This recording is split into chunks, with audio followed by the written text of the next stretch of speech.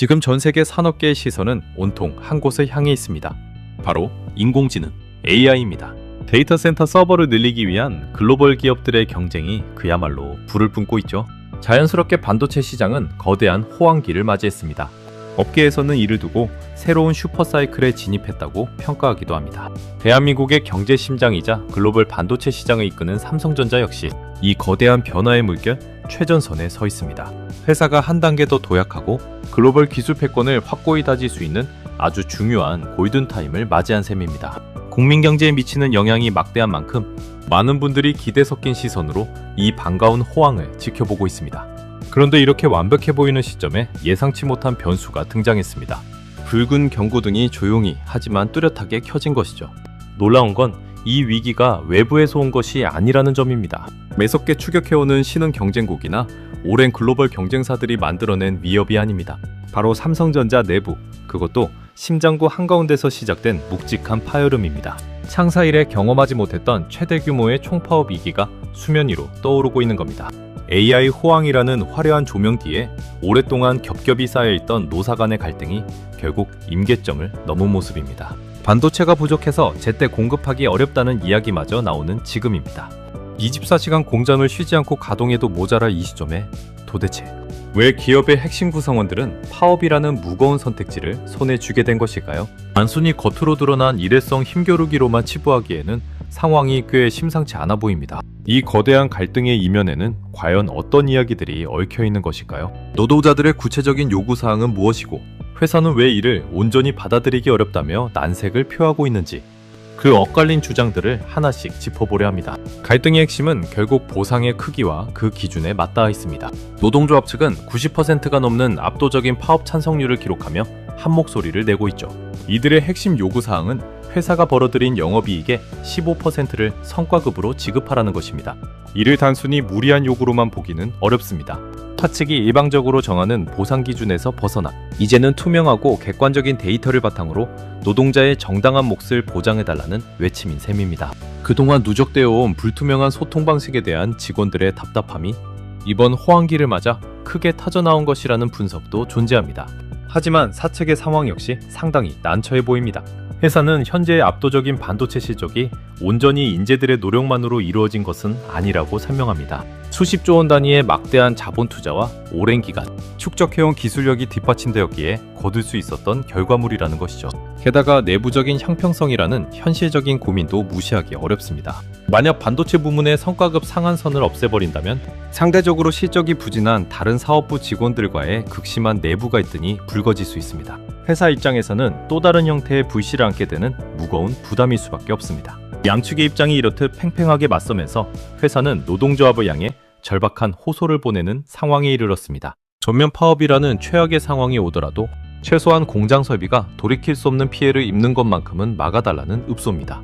전체 인력의 단 5%에 해당하는 필수 안전 인력만이라도 부디 현장에 남아달라는 간곡한 요청이죠. 투명한 보상이라는 정당한 권리 요구와 경영상의 현실적인 제약이라는 사측의 판단이 좁혀지지 않는 평행선을 달리고 있습니다. 그렇다면 만약 양측이 끝내 타협점을 찾지 못해 정말로 반도체 공장 가동이 멈추게 된다면 그 파장은 과연 어디까지 퍼져나가게 될까요? 반도체 생산 공장은 365일 24시간 단 1초도 멈춰서는 안 되는 고도로 정밀한 공간입니다. 만약 파업으로 인해 단 30분만 조업이 중단되어도 상황은 꽤 심각해집니다. 공정 중이던 핵심 재료인 웨이퍼가 훼손되어 전량 폐기해야 할 가능성이 높기 때문이죠.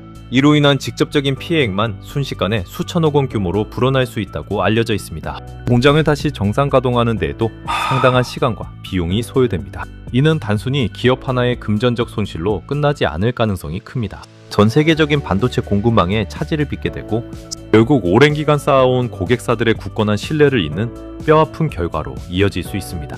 무서운 속도로 추격해오는 글로벌 경쟁사들에게 애써 지켜온 시장, 점유율을 고스란히 내어줄지도 모른다는 우려가 나오는 이유입니다.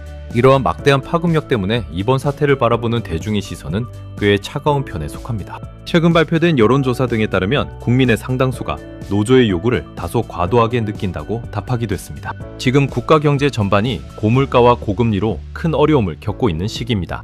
그렇다 보니 상대적으로 높은 처우를 받는 대기업, 직원들의 총파업 소식이 많은 분들의 깊은 공감을 얻기는 쉽지 않아 보입니다. 무엇보다 400만 명에 달하는 소액 주주들의 우려 섞인 목소리가 매섭습니다. 노조 측이 요구하는 성과급 규모가 지난해 전체 주주에게 배당된 금액을 훌쩍 넘어서는 수준이기 때문이죠. 회사의 이익이 주주가치 제고나 미래를 위한 투자보다 외부 보상에 지나치게 쏠리는 것은 아닌지 걱정하는 시선이 엄연히 존재합니다. 결국 이번 갈등은 단순히 한 기업 내부의 노사 문제를 넘어섰다고 볼 수 있습니다. 국가 경제의 전반적인 흐름과 수백만 주주들의 이익, 나아가 글로벌 산업 지형도까지 뒤흔들 수 있는 아주 중대한 변수가 된 겁니다. 그렇다면 우리는 이 복잡하게 얽힌 초유의 사태를 어떻게 이해하고 넘어가야 할까요? 파국을 막기 위해 노화사, 그리고 우리 경제가 함께 나아갈 수 있나? 합리적인 해결책은 과연 어디에 있을지 차분히 고민해 볼 시점입니다. 노동자가 자신이 흘린 땀방울에 대해 정당한 대가를 요구하는 것은 지극히 자연스러운 권리입니다. 투명하고 합리적인 보상 체계를 바라는 목소리 역시 기업이 장기적으로 건강하게 성장하기 위해 꼭 필요한 과정이기도 하죠. 회사가 이뤄낸 성과를 구성원들과 적절히 나누는 것은 발전의 중요한 원동력이기 때문입니다. 하지만 지금 우리가 서 있는 곳은 총성 없는 전쟁터나 다름없는 글로벌 반도체 패권 경쟁의 한복판입니다. 하루가 다르게 기술이 발전하고 승자가 모든 것을 가져가는 무한 경쟁 시대입니다. 만약 내부의 갈등으로 인해 지금 이 귀중한 골든타임을 놓치게 된다면 어떻게 될까요? 어쩌면 노사가 함께 쟁취하고자 했던 그 달콤한 과실 자체가 영원히 사라져버릴지도 모르는 위태로운 상황이라는 겁니다.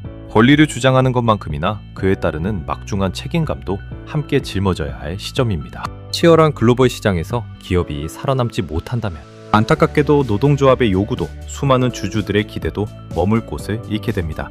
이는 어느 한쪽의 일방적인 희생을 강요하는 것이 아니라 냉혹한 산업 생태계의 현실을 함께 마주해야 한다는 의미입니다. 결국 이 복잡한 실타래를 푸는 해답은 한 발씩 물러서는 타협과 상생에서 찾을 수밖에 없습니다. 차측은 보다 진정성 있고 투명한 소통을 통해 직원들 마음속에 자리 잡은 불신을 걷어내는데 최선을 다해야 합니다. 동시에 노동조합 역시 당장의 보상을 넘어 국가, 경제 전반과 주주 가치까지 폭넓게 헤아리는 거시적인 안목을 보여주기를 많은 분들이 바라고 있습니다. 유례없는 초호황기 속에서 불거진 이번 총파업 위기가 서로에게 깊은 상처만 남기는 소모전으로 끝날지, 아니면 우리 기업의 노사 문화가 한 단계 더 성숙해지는 의미 있는 성장통이 될지 차분히 지켜볼 일입니다. 양측이 지혜를 모아 위기를 기회로 바꾸는 슬기로운 결단을 내리기를 기대해 봅니다.